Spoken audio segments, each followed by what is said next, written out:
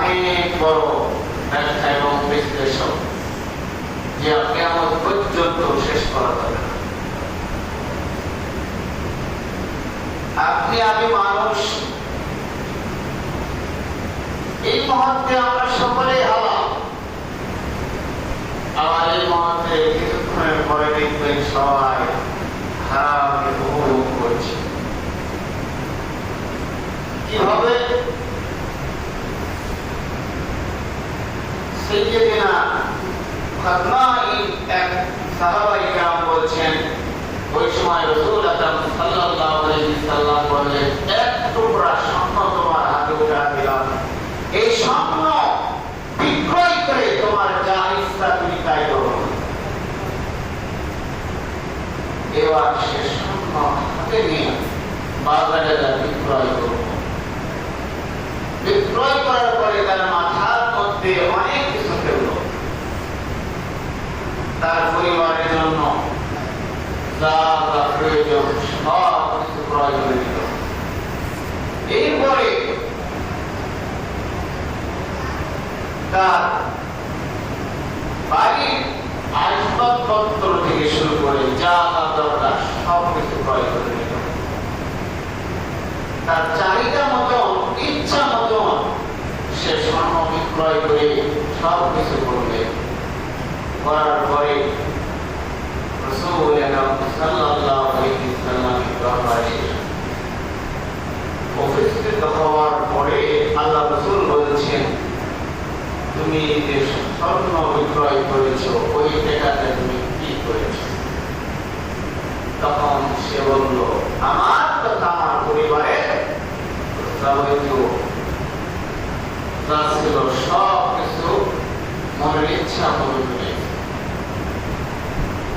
রাসূল আকরাম সাল্লাল্লাহু আলাইহি সাল্লাম একটি শব্দ উচ্চারণ করলেন, কোন শব্দ উচ্চারণ করলেন? এইবার সাহাবায়ে কেরাম বলেন, হুজুর আপনি এই শব্দ উচ্চারণ করলেন? বললেন, আমি যে তোমাকে স্বর্ণ দিয়েছি, তোমার জমির উপর ছেড়ে দিয়েছি, আমি মনে করেছিলাম তুমি স্বর্ণ বিক্রয় করে অসহায় দরিদ্র গরিব মানুষদেরকে তুমি দান করবে, তথা ইসলামের খেদমতে তুমি কাজ করবে। কিন্তু এগুলো না করে তোমার নিজের কাছেই তুমি নিজে প্রয়োগ করেছো, নিজেই করেছো। আর কি করেছো তুমি জানো? তুমি হলো হারাম করেছো। এটা জাহান্নামের জন্য সর্বোচ্চ তোমাকে নিয়ে যাওয়ার জন্য যথেষ্ট। বলি নাউযুবিল্লাহ। কতখানি কথা। তাহলে আমাদের সম্পদ যখন আমাদের কাছে আসে, সম্পদ বিভিন্ন রকমের আছে। এই যে ধান হয়েছে, এই ধান থেকে আপনি দান করবেন, আল্লাহ আপনার ফসলে বরকত বৃদ্ধি করে দেবে। অনেক খোকা আছে না, অনেক টাকা রসুন লাগে, দিয়েও হয় না। বাগানের গাছ লাগাইছে, বেগুন ছিলেন তো, এরা করতে করতে এক পায়ে চারিদিক থেকে আক্রমণ করে অস্তিত্ব শেষ করে দেয়। আপনি বিষ প্রয়োগ করতে করতে নিজেই বিষাক্ত হয়ে গেছে। এত পরিমাণ বিষ প্রয়োগ করার পরেও পোকা নির্মূল করতে পারছেন না। এর কারণ হলো আপনি আল্লাহ রাস্তায় দান করতে হবে। রাস্তায় যখন দান না করবেন, আল্লাহর ঘরে যখন দান না করবেন, আল্লাহকে সন্তুষ্ট যখন না করবেন, ততক্ষণ পর্যন্ত আপনার ফসল বিনষ্ট হবে।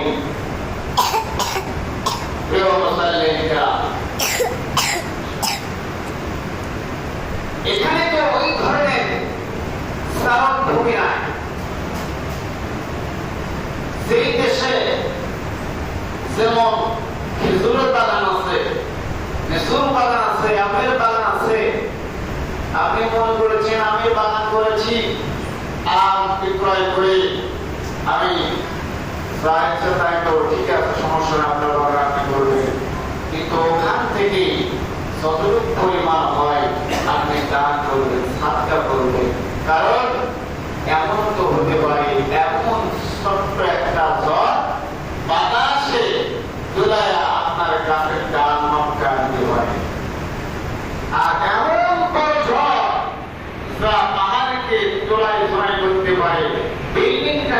ধ্বংস করে দিতে পারে ওই কাজটাকে হেফাজত করতে পারে আপনার থাকার কারণে।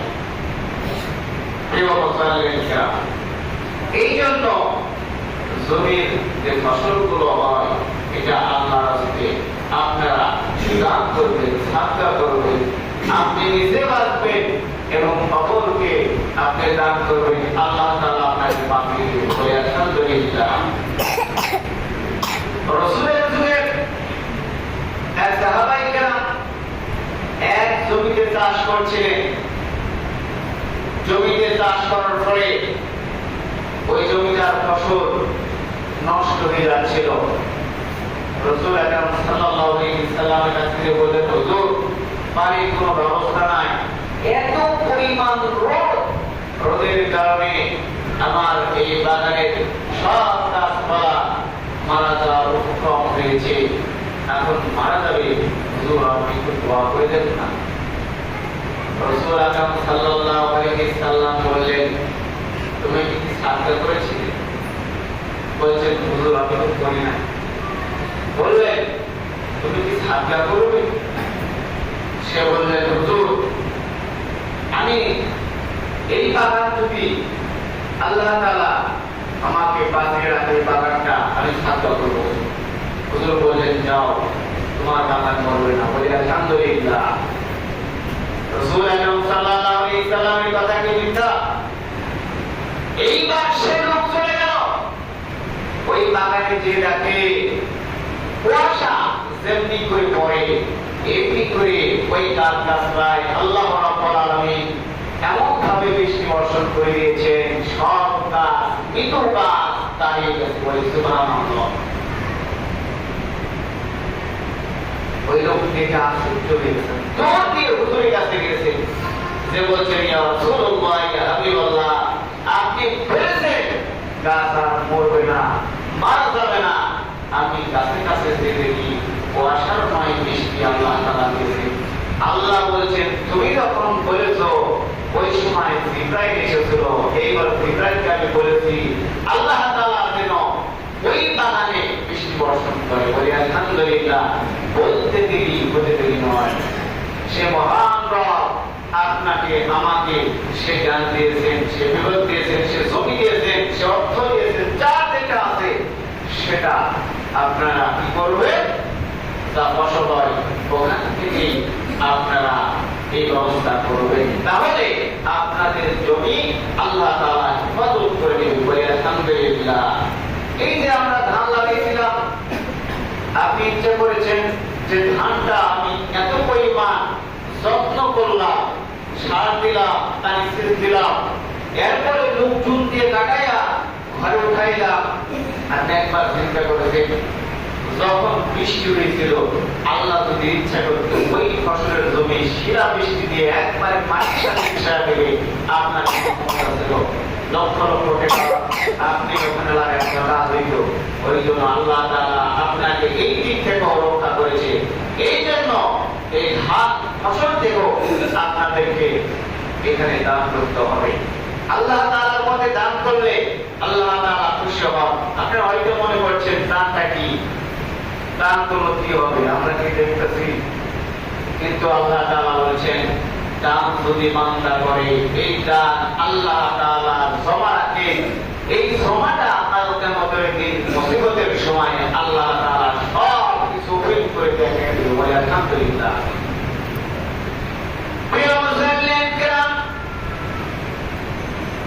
শক্তির ভিতরে একটি বলেছি, আরেকটি হচ্ছে যখন মুসলমান ঘুমিয়ে যাবে, আল্লাহ রাব্বুল আলামিন ঘুমিয়ে যাওয়ার সময় যে ঘুমের দোয়াটা পড়া হয়, আল্লাহুম্মা বিইসমিকা আমুতু ওয়া আহইয়া, এটা পড়ার পর যখন ঘুমিয়ে গেলেন, রাসূল আকরাম সাল্লাল্লাহু আলাইহি ওয়াসাল্লাম বললেন, ঘুমের ভিতরে বরকত আছে। সাহাবায়ে কেরাম বললেন, ইয়া রাসূলুল্লাহ, ইয়া হাবিবাল্লাহ, আপনি বলবো বরকত আছে? বললেন যে আল্লাহর নির্দেশ, এই নির্দেশ যদিও আল্লাহ তাআলা এই নির্দেশকে ফলো করে সে যদি ঘুমায়, আল্লাহ তাআলা রাতে তার বরকত দান করে দিবেন। বলি সুবহানাল্লাহ। হারায়া হারায়া দিন কাটাইলাম আমরা, এশার